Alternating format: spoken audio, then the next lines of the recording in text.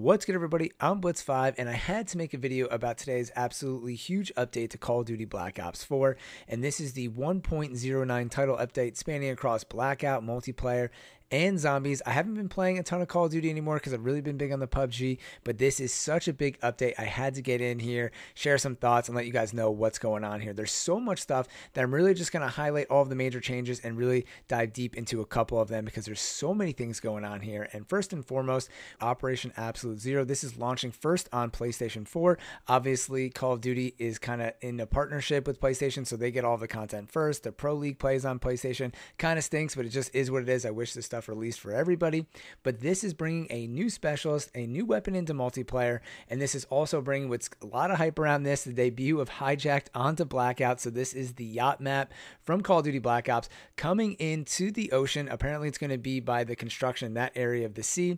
We're getting a new vehicle in Blackout and new features in zombie, and they're updating the market, all of that stuff. So for me and a lot of other people in the community, I know they're big on Blackout right now. This Hijacked thing is huge that they're bringing this. This is basically one of the, famous legendary maps from Call of Duty into the ocean there. And I think this is a perfect spot. Outside of construction is a little boring in that area. And you have the beach there, which is kind of desolate. I mean, I drive over there sometimes in the boat to head to construction because that's one of my favorite places. But the area around that is kind of boring. So this is the perfect spot to put it, in my opinion. And I'm really hoping to see some kind of like summit added into this game. You can see the mountains off in the background. They're pretty far away, but I would love to see sometime in the winter if they shift the map over and they get rid of the beach and the hijack, goes away, the yacht, and then we play somewhere in the mountains with Summit. I feel like that would be really cool. There's so much potential with the Blackout map, the way they did this, and how it has so much different terrain in the beach, and the mountains in the background, and like I said, the woods, everything. It's really great, and I hope they do a great job with this, and so far they are, and you can see with all of these updates. So that is first and foremost, I think, the most exciting that's coming to Blackout. Then I'm going to read through the summary here, and then just stop through a few things that I feel like are really important. So summary here is the Blackout map visual environment updates. They've updated audio in the armor design update, which we're going to get into right after this because I feel like that's the biggest thing here is the armor update for Blackout. They have Blackout weapon balancing, specifically the SDM and the Spitfire. They improved multiplayer melee reliability, which I don't really melee a lot, so I don't really care about. They've updated the Specialist, Prophet, Firebreak, and Seraph, and then like I said, they have a new one coming in. They have Nuketown gun games and Safeguard added to custom games, various multiplayer challenge fixes, daily tier skips and high round fixes in zombies, stability improvements in multiplayer and zombies, character customization improvements, and options added to global aim down sight sensitivity and tap to reload in Blackout. So basically just a lot of quality of life buff fixes at the end there. So let's get right into this armor thing. Let's scroll down to the Blackout updates because I feel like this is really, really big. So what they've done here is that there's kind of an issue with the armor in Call of Duty. First of all, it was weird playing with armor in Call of Duty when you first started playing Blackout. At least it was for me. A lot of people are complaining about it. It's just weird because you're not used to seeing it in Call of Duty. And if you're a big Call of Duty player, you kind of know the time to kill and you're used to hearing like this many hit markers and the person's going to die. So then having the variations in armor really made that a little bit difficult. So on top of all those issues that people had and the complaints, on top of that, the armor durability is so low that if you get into a fight, especially in the late game, you're basically just screwing yourself because you're not going to have any protection if you get into a final gun match. So say, for example, you've made it the whole way, you've killed people, you got new armor, all this stuff, you're ready to go, you have level 3 armor, and there's only 10 people left in the match. If you get into a fight, say you killed the 9th person or you move into 9th place after getting into a gun battle, now your armor is completely shredded and there's 8 other people that have their armors left and they're just hiding, and if you get into a fight with them, your chances of winning that battle are going to be significantly lowered. So what they've done here is that they're making it where once you kill somebody, you can actually loot their armor to rebuild your armor, which I feel like is a great idea. And on top of this, they've increased the durability. So really, I feel like they could have just taken the first step here or the second step first and said, hey, we're just going to increase the durability of the armor. So if you get into a battle, you actually still have some of this armor left. But I guess to keep it realistic, if you do take a lot of shots, it should be broken. So I guess maybe they're going that kind of way with it.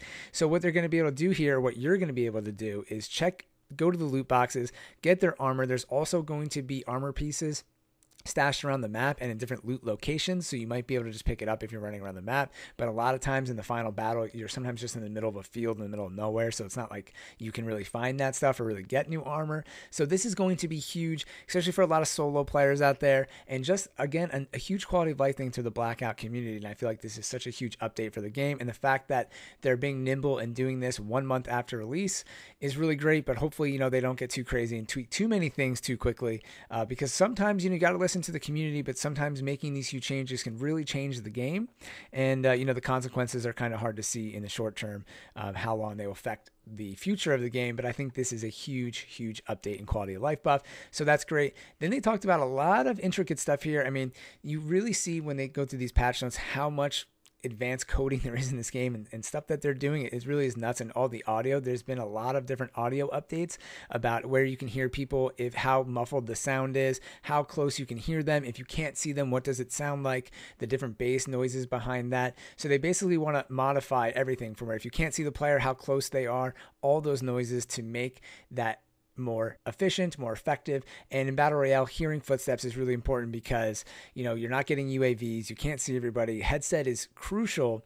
It's really hard to tell where you're getting shot at, where people are coming from. You only get minor indicators. In other games, sometimes you don't get any indicators at all, like PUBG. So your headset and the footsteps is so important to be able to find where people are if you can't see them in this game. So kudos to Call of Duty and Treyarch for updating all this stuff. Then they've made some interesting map changes. So overall, they added some seasonal changes to the foliage and softer winter lighting across the entire map, which is really cool, kind of going with the season here. They've added an elevator to the Hydro Dam, which I think is really cool. And in the factory, they've opened up some of the train cars and containers, so there's more lootable areas and accessible places to go. Same on Nuketown. They've opened up a couple of the garages and the buildings there. If you notice, some of the buildings were just like closed. Then they've expanded the map boundaries, which totally makes sense to me. Sometimes you would just be like on the south side of the map and there would just be that pipe there that would be blocking you off. So they've expanded all of these things. It seems like in almost every direction, and I feel like that's really helpful because the map is, relatively small, so making it a little bit larger is fine. And then the big weapon balance changes are the SDM. They reduced the damage on this, and also with the Spitfire, these were like highly desired weapons in Blackout. And then also just general updates here. They've added smoke trails to the wingsuit during the initial infiltration to give players a better sense of how many people are dropping to their location, which I think helps because sometimes it's hard to see those little bat suits flying around. They've added a new reloading option in Blackout to enable reloading by just tapping the button rather than releasing the reload button, which makes sense to me. I've had a lot of issues like reloading and picking up stuff in Blackout. And the zombies will now have a chance to drop ammo when killed in Blackout. And as I mentioned before, we got various updates to multiplayer zombies and just the menu systems and customization. I'm going to skim through multiplayer and those customizations. You guys can read through all of these and the zombie stuff if you're really into all that jazz. So getting into it first, they've increased the melee detection in multiplayer, which a lot of people, meleeing is a big thing, but like I said, I'm not a big meleeer. Then they've also kind of updated the Prophet. They've changed the Tempest ammo count from 14 to 10. Firebreak Purifier is now more reliably connects with enemies, which is the flamethrower, which makes sense. Sometimes you were hitting people and it just didn't seem to be working.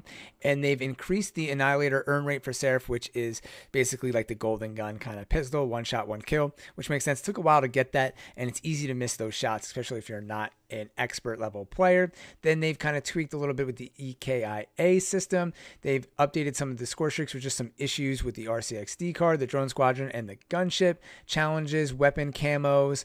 And to me, that's all the major stuff. A lot of the stuff is just some small fixes and issues that they had that they were tweaking. And then going down to the custom games and general stuff, they've updated war paint so they can be equipped from different characters. If you noticed before, when you went to individual characters, they had different war paints on their face, but it was kind of locked to that specific design or that specific character. So they've opened all this stuff out. You can now switch all that stuff out from character to character. Weapon camos and reactive camos through the black market can now be equipped in the weapon personalization menu via the black market tab. Weapon reticles, same thing, can be obtained through the black market, can now be equipped in the reticle personalization menu. And they've added aim down sight sensitivity options for both high zoom and regular weapon optics. Quality of life fixes across the board. Some major updates here, especially that armor redesign. This is going to be really interesting to see. I'm sure a lot of competitive players and people who are really big in the Blackout community are excited for all this stuff. And I'm really excited to see what they do with this game in the coming 6 months with Blackout, with all the changes, with the updates, new parts of the map. And it'll be really fun to finally play this on Xbox and PC. And for all you PlayStation players out there, congrats. Go have fun. I don't have a PlayStation, so I'm not going to be streaming this stuff. And it's back to PUBG for me. So as always, hope you guys enjoyed this video. Have fun playing Call of Duty or whatever game you're playing. I'm Blitz5, and peace out.